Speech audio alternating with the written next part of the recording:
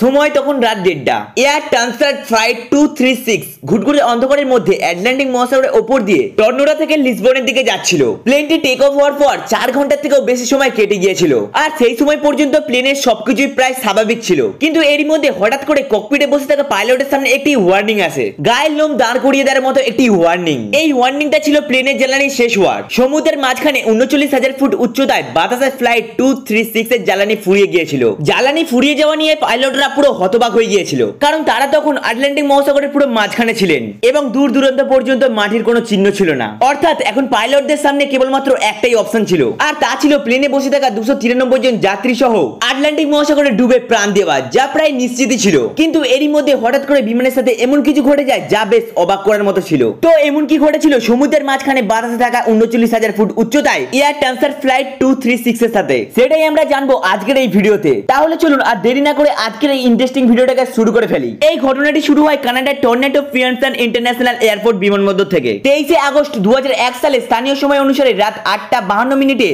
Air transfer ফ্লাইটের এয়ারলাইনের Airbus A330 কানাডার Toronto থেকে পর্তুগালের লিসবনের উদ্দেশ্যে যাত্রা করে। এটি একটি 7 ঘন্টা দীর্ঘ নন স্টপ ফ্লাইট ছিল, যেটিতে 293 জন প্যাসেঞ্জার্স এবং 2 জন পাইলট এবং 13 জন ক্রু সদস্য ছিলেন। টেক অফের আগে বিমানটিতে প্রায় 46.9 মেট্রিক টন জ্বালানি ভর্তি করা হয়েছিল, যা প্রয়োজনের থেকেও প্রায় 4.5 টন বেশি ছিল। প্লেনটি চালাচ্ছিলেন 48 বছর বয়সী ক্যাপ্টেন রবার্ট পিসে এবং 28 বছর বয়সী ফার্স্ট অফিসার ডার্ক ড্রিগার। ক্যাপ্টেন পিসের প্রায় 16,400 ঘন্টার বিমান চালানোর অভিজ্ঞতা ছিল, যার মধ্যে 796 ঘন্টা তিনি এয়ারবাস A33 তে গাড়িছিলেন। অন্যদিকে ফার্স্ট অফিসার D11 এর প্রায় 4,800 ঘন্টার ফ্লাইট এক্সপিরিয়েন্স ছিল, যার মধ্যে 386 ঘন্টা তিনি এয়ারবাস A330 তে গাড়িছিলেন। যার মানে হলো যে এই দুই পাইলটই খুবই অভিজ্ঞ ছিলেন। যাত্রীদের বোর্ডিং এর পর স্থানীয় সময় অনুসারে রাত 8:52 প্লেন টেক অফ করে এবং মাত্র কয়েক মিনিটের মধ্যে প্লেনটি বাতাসে 39,000 ফিট উচ্চতায় পৌঁছে যায়, যা একটি ক্রুডিং অ্যাটিটিউড ছিল। উড়ার পর প্লেনটি সোজা আটলান্টিক মহাসাগরে পাড়ি দিয়ে সোজা একেবারে লিসবনে অবতরণ করতেই যাচ্ছিল। সেই সময় পর্যন্ত বিমানের সবকিছুই প্রায় স্বাভাবিক ছিল। রাত হওয়ার কারণে অধিকাংশ যাত্রী তখন ঘুমিয়ে পড়েছিলেন। ক্রু সদস্য এবং পাইলটদের তখন কোনো বিশেষ কোনো কাজ ছিল না।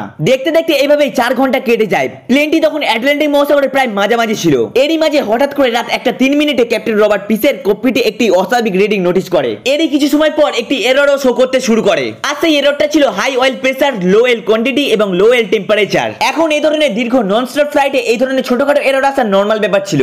এমন পরিস্থিতিতে পাইলটরা নিজেরাই বা ক্রু মেম্বারের সাহায্যে ককপিটে বসে থেকে সেগুলোকে ঠিক করে দিতে পারতেন। কিন্তু এয়ার ট্রান্সিট এয়ারলাইনের এই ফ্লাইটে যে এররটি দেখা যাচ্ছিল তা একদমই স্বাভাবিক ছিল না। ক্যাপ্টেন এবং ফার্স্ট অফিসারের উভয়েরই air transit air flight A330 ভরপুর অভিজ্ঞতা ছিল, কিন্তু তারা তাদের পুরো ক্যারিয়ারে এমন এরর আগে কখনোই দেখেনি। যার কারণে তারা দুজনেই কনফিউজড হয়ে গিয়েছে যে এই এররটি আসলে কিসের ছিল। কোন রকম উপায় না দেখে তারা ফ্লাইং ম্যানুয়াল খুলে এই এররটিকে জানার চেষ্টা করে, কিন্তু ফ্লাইং ম্যানুয়ালেতেও এই বিষয়ে কোনো তথ্য ছিল না। আর তখন যদি পাইলটরা চাইতেন তাহলে এই এররটিকে ইগনোরও করতে পারতেন, কিন্তু এটা স্পষ্ট যে পাইলটরা যাত্রীপতি প্লেন নিয়ে সমুদ্রের মাঝখানে কোন রকম ঝুঁকি নিতে চাইবেন না। যার কারণে ক্যাপ্টেন পিসে এই এররটি সম্পর্কে জানতে এয়ার ট্রান্সিটের মেইনটেনেন্স কন্ট্রোল সেন্টারের সাথে যোগাযোগ করে। কিন্তু আশ্চর্য ব্যাপার ছিল যে প্লেনের মেইনটেনেন্স টিমও এই এররটি সম্পর্কে কিছুই জানতো না। তবে মেইনটেনেন্স টিম পাইলটদের পরামর্শ অবশ্যই দিয়েছিলেন যে তারা যেন লাগাতার এই এররটির উপরে নজর রাখে, আর যত দ্রুত সম্ভব তারা এই এররটি সম্পর্কে জানার চেষ্টা করবে। এরপর অনেকটাই সময় পেরিয়ে যায় এবং পাইলটরা এখন এটা বিশেষ করে রিল্যাক্স হয়ে যায় যে এই এররটি হয়তো কোনো ফ্লট সেন্সরের কারণে এসেছে, যা খুবই স্বাভাবিক ছিল। আর এই ঘটনা ঠিক আধ ঘন্টা পর রাত 1:36 পাইলটদের সামনে আরো একটি ওয়ার্নিং আসে, আর এই ওয়ার্নিংটি ছিল গ্রুয়েল ইমব্যালেন্সের।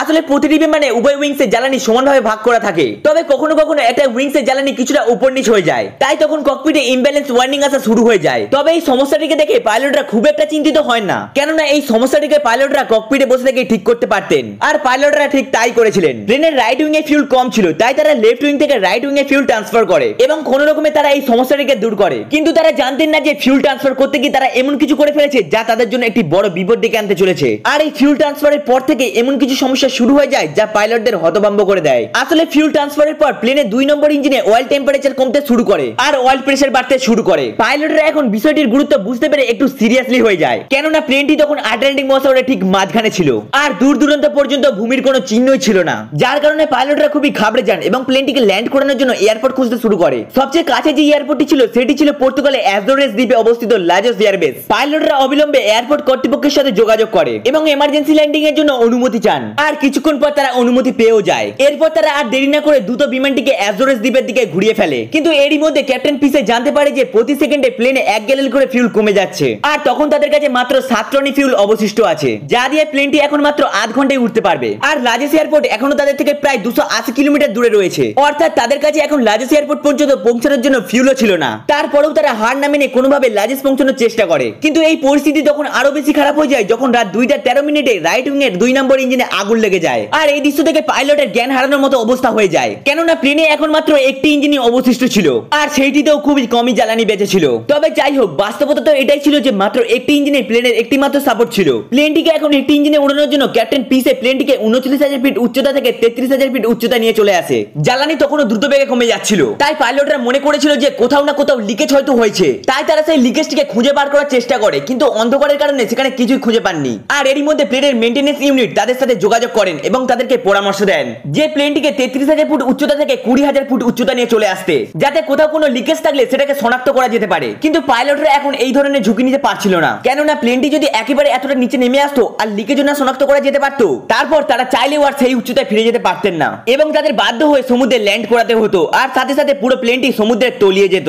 তাই পাইলটরা মেইনটেনেন্স ইউনিটের কথা মানতে পারেননি এবং তারা কোনো প্রকার ঝুঁকি না নিয়ে তারা 33,000 ফিট উচ্চতায় থেকে যায়, কেননা পাইলটদের বিশ্বাস ছিল যে তারা একটা ইঞ্জিনের জন্য লাজেস এয়ারবেস পর্যন্ত পৌঁছাতে পারবে। অন্যদিকে বিমান কর্তৃপক্ষ রানওয়েতে পুরো প্রস্তুতি নিয়ে রেখেছিলেন যাতে প্লেনটি ল্যান্ডিং এর সময় কোনো রকম ঝুঁকি না নেয়। প্লেনটি এখন ধীরে ধীরে লাজেস এয়ারপোর্টের দিকে এগিয়ে যাচ্ছিল, আর ঠিক সেই সময়তে এই প্লেনের 1 নম্বর ইঞ্জিনেতেও আগুন লেগে যায় এবং সেই সাথেই তখন এটাও সবাই নিশ্চিত হয়ে যায় যে প্লেনে কোথাও না কোথাও লিকেজ অবশ্যই রয়েছে। কিন্তু এখন নিশ্চিত হয়ে কোনো লাভ ছিল না, কেননা প্লেনের দুটি ইঞ্জিনই এখন নষ্ট। ইঞ্জিন নষ্ট হওয়ার সাথে সাথে পুরো প্লেনের ইলেকট্রিসিটি সাপ্লাই বন্ধ হয়ে যায়। এর ফলে প্লেনে থাকা সমস্ত যাত্রীরাই খুবই ভয় পেয়ে যায়। তবে র্যামের টারবাইনের সাহায্যে ককপিটে তখনও ততটুকু ইলেকট্রিসিটি ছিল যা দিয়ে প্রয়োজনীয় ইকুইপমেন্ট চলতে পারে। প্লেনটি তখন 33,000 ফিট উচ্চতা থেকে 30,000 ফিট উচ্চতায় নেমে পড়েছিল, আর এখন প্লেনটি গাইডিং করতে শুরু করে দিয়েছিল। এখানে প্লেনকে গাইডিং করা বলতে আমরা বোঝাতে চাইছি যে যখন কোনো প্লেন কোনো ভার্টিক্যাল ডিসটেন্স কভার করে তখন সেই একই রেশিওতে সেই হরিজন্টাল ডিসটেন্স কভার করে, আর প্রতিটি প্লেনের নিজস্ব একটা গাইডিং রেশিও থাকে। আর সেই হিসাবে এয়ারবাস A330 গাইডিং রেশিও ছিল 15:1, অর্থাৎ এই প্লেনটি প্রতি 15 ফুট এগিয়ে গিয়ে 1 ফুট করে নিচে নেমে যাবে। আর তখন লাজেস এয়ারপোর্ট আর প্লেনের দূরত্ব মাত্র 121 কিলোমিটার বেঁচে ছিল, যা গাইডিং করে কভার করা সম্ভব ছিল।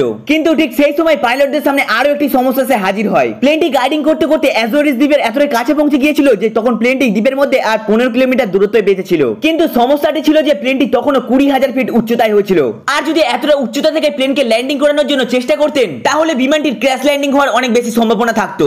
যার কারণে পাইলটরা এয়ার ট্রান্সফার কন্ট্রোলের সাথে যোগাযোগ করে, আর এয়ার ট্রান্সফার কন্ট্রোল প্লেনকে ল্যান্ডিং করানোর আগে 360 ডিগ্রি পারফর্ম করার পরামর্শ দেন, আর পাইলটরা তাই করেন। প্লেনটি একটি বৃত্তে অর্থাৎ 360 ডিগ্রি একটি চক্কর লাগায়, যার কারণে প্লেনটি 20,000 ফিট উচ্চতা থেকে 5,000 ফিট উচ্চতায় নেমে আসে। কিন্তু এই উচ্চতাও ল্যান্ডিং এর জন্য একদমই নিরাপদ ছিল না, তাই পাইলটরা প্লেনটিকে বেশ কয়েকবার এস-টার্ন পারফর্ম করান, যার কারণে প্লেনটি 2,000 ফিট উচ্চতায় নেমে আসে। আর এই প্লেনটি ল্যান্ডিং এর জন্য একদমই পারফেক্ট অ্যাটিটিউড ছিল। পাইলটরা তখন বিমানটিকে লাজেস এয়ারবেস রানওয়েতে নিয়ে আসে, কিন্তু এই ধরনের ল্যান্ডিংও বিপদমুক্ত একদমই ছিল না, কেননা ল্যান্ড করানোর সাথে সাথে প্লেনের 12টি চাকার মধ্যে 8টি চাকা সম্পূর্ণভাবে লকড হয়ে যায়, আর প্লেনের গতিও তখন 370 কিলোমিটার পার হাওয়ার ছিল।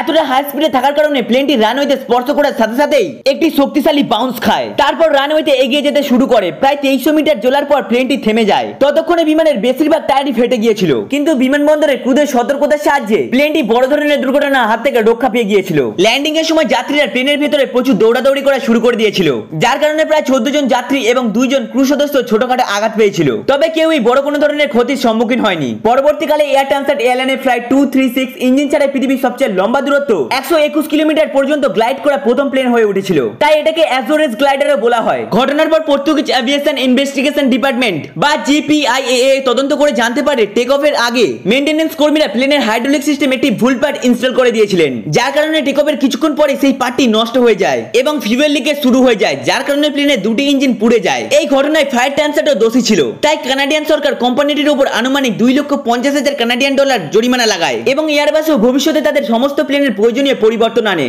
যাতে আগামী সময়ে এই ধরনের কোনো রকম সমস্যার সম্মুখীন আর না হতে পারে। তো বন্ধুরা, এই ছিল আজকের এই ভিডিওটি আপনাদের কাছে কেমন লাগলো তা অবশ্যই আমাদের কমেন্টে জানাবেন, আর ভালো লেগে থাকলে অবশ্যই একটি করে লাইক করে দেবেন। নিয়মিত এরকম ইন্টারেস্টিং ইনফরমেটিভ ভিডিও দেখতে আমাদের এই শিবম দাস চ্যানেলটিকে এক্ষুনি সাবস্ক্রাইব করে দিন। আজকের মতো ধন্যবাদ সবাইকে।